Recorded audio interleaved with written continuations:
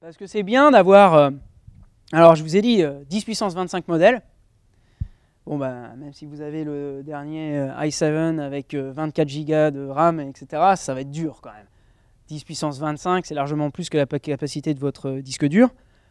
Donc l'idée, c'est de dire il faut vraiment qu'on ait un système qui déboîte au niveau de la performance, au niveau de la vitesse d'exécution. Et donc on a commencé à travailler là-dessus, Nicolas Pinto.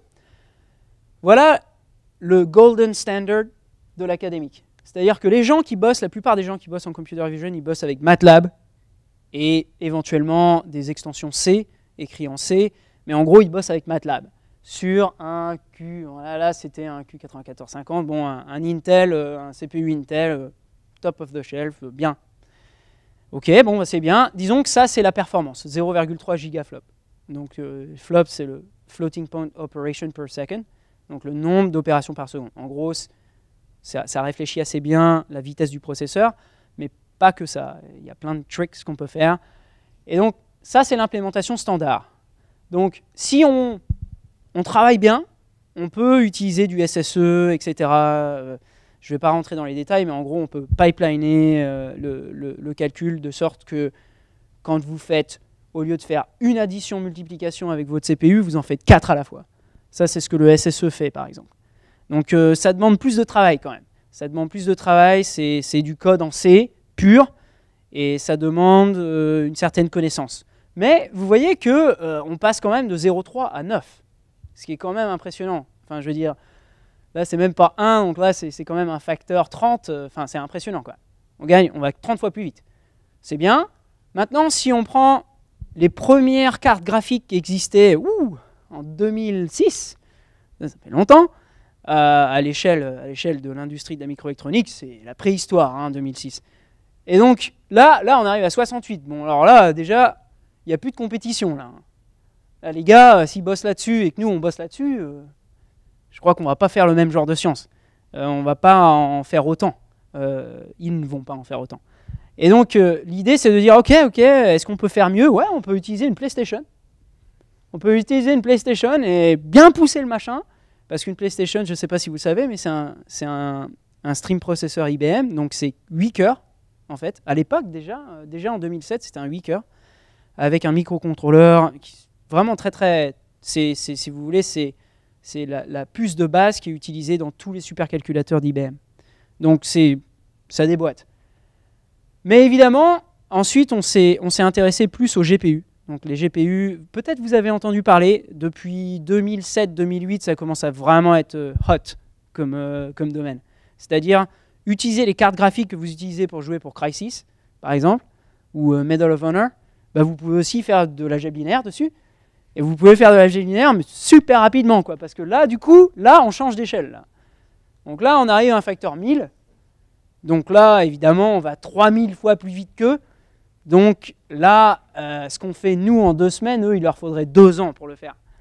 Donc c'est là où je voulais juste insister vachement sur l'importance de l'ingénierie. C'est-à-dire que oui, on est dans la recherche, mais si on ne fait pas l'ingénierie de la bonne manière, on ne va pas faire beaucoup de recherche, en tout cas dans ce domaine. Et donc l'idée, c'est de dire que la formation d'ingénieur, ça sert aussi à ça. C'est-à-dire que il faut avoir des notions théoriques, c'est ce qui nous permet de continuer dans les idées, de trouver d'autres idées, mais il faut aussi savoir coder, parce qu'une personne qui ne sait pas coder à l'heure actuelle, pour trouver un job, il va falloir quand même un petit peu, il va falloir en faire quand même, parce que c'est quand même je dirais que si vous avez des enfants plus tard, il faut que vous appreniez l'anglais, les maths et l'info. Voilà, ça c'est les 3 langues vivantes qu'il faut que votre gamin, vous le prenez, il a 6 mois, bon peut-être pas 6 mois, 1 an, et il faut partir à ce moment-là, quoi. Et c'est vraiment important parce que donc l'anglais va vous permettre de parler avec tout le monde, les humains. Les maths vont vous permettre de parler avec la science en général, la nature, et l'informatique, ça va vous permettre de parler avec les ordinateurs, qui sont quand même des compagnons extrêmement puissants, si on sait bien les utiliser. Donc ça, c'était juste un slide pour vous dire que, en gros, les résultats de Nico, par exemple, c'est parce qu'il a fait ce travail remarquable et qu'il a fait, en gros, en 2 semaines, ce que la plupart des gens passent un PhD à faire, un doctorat à faire. Donc, c'est important, l'ingénierie.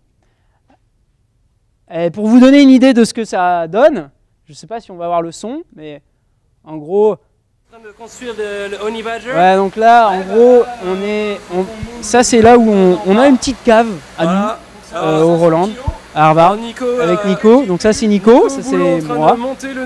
Et donc on est en train de monter nos trucs. Alors on a décidé de monter nos propres nœuds parce que évidemment, monter son propre nœud, ce sera le jour où YouTube ce sera à nous. Vous économisez, je sais pas, des dizaines de milliers de dollars sur 10 nœuds. Et par exemple Nico, là on avait un petit problème de carte mère. Monsieur Pinto. Bon, c'est pas grave. Et je voulais juste vous montrer un petit peu qu'est-ce qu'on fait par exemple le week-end.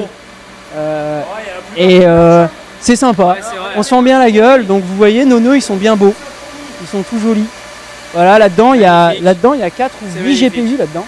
Donc ça paraît pas comme ça, mais le nœud là par exemple, celui-là, on peut cracher tous reliés au KVM. Presque 6 ou 7 teraflops de calcul.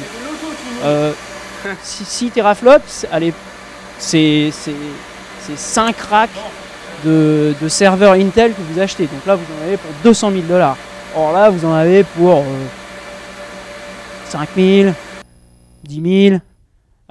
Et donc, c'est important de passer. Je ne suis pas en train de vous dire que vous êtes obligé de construire votre ordinateur. Mais ce que je veux vous dire, c'est que c'est important d'être curieux et de toucher un petit peu à tout. Évidemment, toucher à tout, ça veut dire que vous ne serez jamais un master dans chaque chose, mais c'est très utile dans une vie de toucher un petit peu à tout.